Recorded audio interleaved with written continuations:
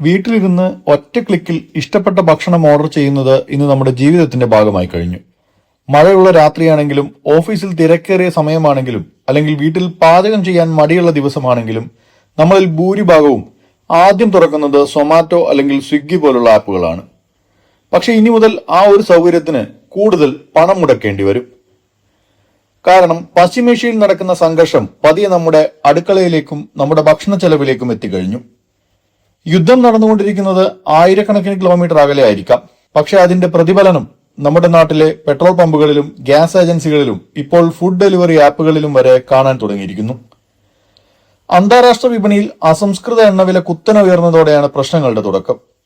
സാമ്പത്തിക ഗവേഷണ സ്ഥാപനമായ ഇലാര ക്യാപിറ്റലിന്റെ പുതിയ റിപ്പോർട്ട് പറയുന്നത് എണ്ണവില ഓൺലൈൻ ഡെലിവറി പ്ലാറ്റ്ഫോമുകളെ ബാധിക്കുന്നതിനെ കുറിച്ചാണ്. അടുത്തിടെ പെട്രോൾ ഡീസൽ വിലയിൽ ഏകദേശം 4 രൂപയുടെ വർധനവാണ് ഉണ്ടായിരിക്കുന്നത്. ഇത് ഏകദേശം 4% വർധനവിന് തുല്യമാണ്. ഓരോ ഭക്ഷണ ഓർഡറും നമ്മുടെ വീട്ടിലെത്തുന്നത് ബൈക്കിലൂടെയോ സ്കൂട്ടറിലൂടെയോ ആണ്. അതായത് ഓരോ ഡെലിവറിയുടെയും പിന്നിൽ ഇന്ധന ചെലവ് നേരിട്ട് ബന്ധപ്പെട്ട് കിടക്കുന്നു. ഇലാര ക്യാപിറ്റലിന്റെ കണക്ക് പ്രകാരം ഓരോ ഫുഡ് ഡെലിവറി ഓർഡറിനും കമ്പനികൾക്ക് ശരാശരി 55 മുതൽ 60 രൂപ വരെ ചെലവാകുന്നുണ്ട്. ക്വിക്ക് കോമേഴ്സ് ഡെലിവറികളിൽ ഇത് 35 മുതൽ 50 രൂപ വരെയാണ്. അതിൽ ഏകദേശം 20% വരെ ഇന്ധന ചെലവാണ്. ഇതിന്റെ അടിസ്ഥാനത്തിലാണ് അവർ ഒരു കണക്ക് പുറത്തുവിട്ടത്. ഇന്ധനവിലയിൽ 4% വർധനമുണ്ടായാൽ ഓരോ ഓർഡറിനും ഏകദേശം 44 പൈസ അധികം ചെലവ് വരുമെന്ന് റിപ്പോർട്ട് പറയുന്നു. കേൾക്കുമ്പോൾ 44 പൈസ വളരെ ചെറിയ തുകയാണെന്ന് തോന്നും. പക്ഷേ ദിവസേന കോടിക്കണക്കിന് ഓർഡറുകൾ കൈകാര്യം ചെയ്യുന്ന കമ്പനികൾക്ക് ഇത് വലിയ സാമ്പത്തിക സമ്മർദ്ദമാണ് ഉണ്ടാക്കുന്നത്. ഇലാര ക്യാപിറ്റൽ കണക്കാക്കുന്നത് സൊമാറ്റോയുടെ മാതൃ കമ്പനിയായ എറ്റേണൽ വർഷത്തിൽ ഏകദേശം 2.7 ബില്യൺ ഓർഡറുകളും സ്വിഗ്ഗി ഏകദേശം 1.4 ബില്യൺ ഓർഡറുകളും കൈകാര്യം ചെയ്യുന്നു എന്നാണ്. അതിനാൽ ഓരോ ഓർഡറിലെയും ചെറിയ വർധനവ് പോലും മൊത്തത്തിൽ വലിയ ബാധ്യതയായി മാറും. പക്ഷേ ഇതിന്റെ ഏറ്റവും വലിയ ആഘാതം നേരിടുന്നത് ആരാണെന്നറിയാമോ? ഡെലിവറി പാർട്ട്ണർമാരാണ്, ഗിഗ് വർക്കേഴ്സ്, നമ്മളിലേക്ക് ഭക്ഷണം എത്തിക്കുന്ന ആളുകൾ. അവരുടെ വരുമാനത്തിന്റെ വലിയൊരു ഭാഗം ഇപ്പോൾ ഇന്ധന ചെലവിലേക്ക് പോവുകയാണ്. പല നഗരങ്ങളിലും ഡെലിവറി തൊഴിലാളികൾ പ്രതിഷേധം ആരംഭിച്ചിട്ടുണ്ട്. കൂടുതൽ സർവീസ് നിരക്ക് വേണമെന്നാണ് അവരുടെ ആവശ്യം. കാരണം നിലവിലെ നിരക്കിൽ ജോലി ചെയ്താൽ ലാഭമില്ലെന്ന് മാത്രമല്ല, ചിലപ്പോൾ നഷ്ടം പോലും നേരിടേണ്ടി വരുന്ന അവസ്ഥയാണ്. ഒരു ഡെലിവറി പാർട്ട്ണറുടെ ദിനചര്യ ചിന്തിച്ചു നോക്കുക. രാവിലെ മുതൽ രാത്രി വരെ നഗരത്തിലെ ട്രാഫിക്കിലൂടെ ഓടിക്കൊണ്ടിരിക്കുന്നു. മഴയും ചൂടുമൊന്നും നോക്കാതെ ഭക്ഷണം എത്തിക്കുന്നു. എന്നാൽ പെട്രോൾ വില വർദ്ധിക്കുമ്പോൾ ഓരോ ട്രിപ്പിന്റെയും ലാഭം കുറയുകയാണ്. ചിലർ പറയുന്നത് ഇപ്പോഴത്തെ സാഹചര്യത്തിൽ ദിവസം മുഴുവൻ ഓടിയാലും പഴയ പോലെ കയ്യിൽ പണം ബാക്കിയാകുന്നില്ല എന്നാണ്. അതുകൊണ്ട് തന്നെ ഇന്ധനവില വർധനവിന് പിന്നാലെ പലരും ഈ മേഖല വിട്ടുപോകാൻ തയ്യാറെടുക്കുകയാണ്. സൊമാറ്റോയും സ്വിഗ്ഗിയും പോലുള്ള കമ്പനികൾ എന്തു ചെയ്യും? അവർ ഈ അധിക ചിലവ് സ്വയം വഹിക്കുമോ, അതോ ഉപഭോക്താക്കളിൽ നിന്ന് ഈടാക്കുമോ? സാമ്പത്തിക വിദഗ്ധർ പറയുന്നത് ഈ കമ്പനികൾക്ക് അധിക ചെലവിന്റെ ഒരു ഭാഗം ഉപഭോക്താക്കളിൽ നിന്ന് ഈടാക്കാതെ വേറെ വഴിയില്ല എന്നതാണ്. അതായത് നമ്മൾ ഇപ്പോൾ കാണുന്ന പ്ലാറ്റ്ഫോം ഫീ, ഹാൻഡ്ലിംഗ് ചാർജ്, ഡെലിവറി ഫീ എന്നിവ വീണ്ടും ഉയരാൻ സാധ്യതയുണ്ട്.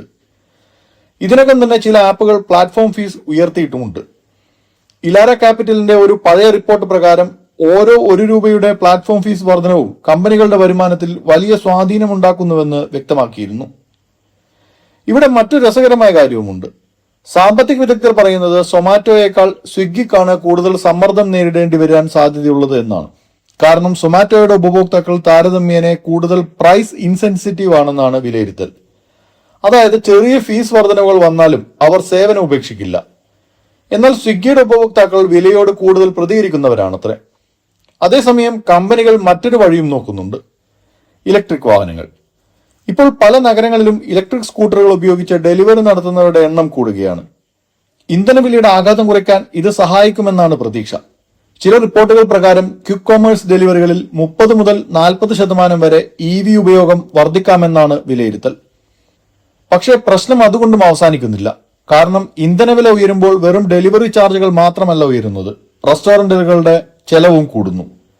പാചകവാതകത്തിന്റെ വില, പാക്കേജിംഗ് മെറ്റീരിയലുകളുടെ വില, ട്രാൻസ്പോർട്ടേഷൻ, പച്ചക്കറി, മാംസം എല്ലാം ബാധിക്കും. അതിനാൽ ഭക്ഷണത്തിന്റെ അടിസ്ഥാന വില തന്നെ ഉയരാൻ സാധ്യതയുണ്ട്. അതായത് ഭാവിയിൽ നമ്മൾ കാണാൻ പോകുന്നത് ഇരട്ട വിലക്കയറ്റമാവും. അതായത് ഭക്ഷണത്തിനും വില കൂടുതൽ, ഡെലിവറിക്കും വില കൂടുതൽ. ഇതൊരു വലിയ സാമ്പത്തിക യാഥാർത്ഥ്യമാണ് നമ്മളെ ഓർമ്മിപ്പിക്കുന്നത്. ലോകത്തിലെ യുദ്ധങ്ങളും രാഷ്ട്രീയ സംഘർഷങ്ങളും ഒരു രാജ്യത്തിന്റെ അതിർത്തിക്കുള്ളിൽ മാത്രം ഒതുങ്ങുന്നില്ല. ഇറാനിലും അമേരിക്കയിലും നടക്കുന്ന സംഭവങ്ങൾ നമ്മൾ ഓരോരുത്തരെയും സ്വാധീനിക്കുന്ന കാലത്താണ് നമ്മൾ ജീവിക്കുന്നത്. ഓൺലൈൻ ഫുഡ് ഡെലിവറിക്ക് ചാർജ് കൂടിയാൽ നമ്മൾ എന്ത് ചെയ്യും? ആളുകൾ വീണ്ടും വീട്ടിൽ പാചകം ചെയ്യുന്നതിലേക്ക് തിരിയുമോ? അതല്ലെങ്കിൽ ചെറിയ വിലക്കയറ്റം സഹിച്ചും ഓൺലൈൻ ഡെലിവറി സേവനങ്ങൾ തുടരുമോ?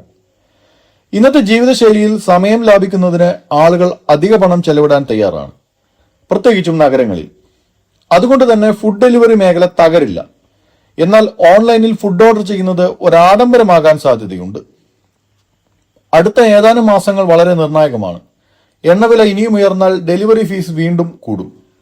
ഡെലിവറി തൊഴിലാളികളുടെ പ്രതിഷേധം ശക്തമാകാം. കമ്പനികൾ പുതിയ ചാർജുകൾ കൊണ്ടുവരാം. വില വർദ്ധിപ്പിച്ചാൽ ഉപഭോക്താക്കളുടെ എണ്ണം കുറയാം.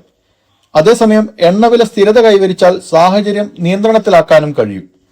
എന്നാൽ അതിന് യുദ്ധം അവസാനിക്കണം. പക്ഷേ ഒരു കാര്യം ഉറപ്പാണ്, ഇനി മുതൽ നമ്മൾ ഒരു ബിരിയാണിയോ ബർഗറോ ഓർഡർ ചെയ്യുമ്പോൾ അതിന്റെ വിലയിൽ വെറും ഭക്ഷണത്തിന്റെ ചെലവ് മാത്രമല്ല ഉണ്ടാവുക, പശ്ചിമേഷ്യയിലെ യുദ്ധത്തിന്റെ ചെലവും കൂടി അതിൽ ഉൾപ്പെട്ടിട്ടുണ്ടാകും. നിങ്ങളുടെ അഭിപ്രായം എന്താണ്? അടുത്ത കാലത്തായി പെട്രോൾ, ഗ്യാസ്, ഭക്ഷണവില എന്നിവയിൽ ഉണ്ടായ വർധനവ് നിങ്ങളുടെ ജീവിതത്തെ എങ്ങനെ ബാധിച്ചു? നിങ്ങൾ ഇപ്പോഴും പഴയ പോലെ ഫുഡ് ഡെലിവറി ആപ്പുകൾ ഉപയോഗിക്കുന്നുണ്ടോ? ഓർഡർ ചെയ്യുന്നത് കുറച്ചോ? നിങ്ങളുടെ അഭിപ്രായം കമന്റ് ബോക്സിൽ രേഖപ്പെടുത്തുക.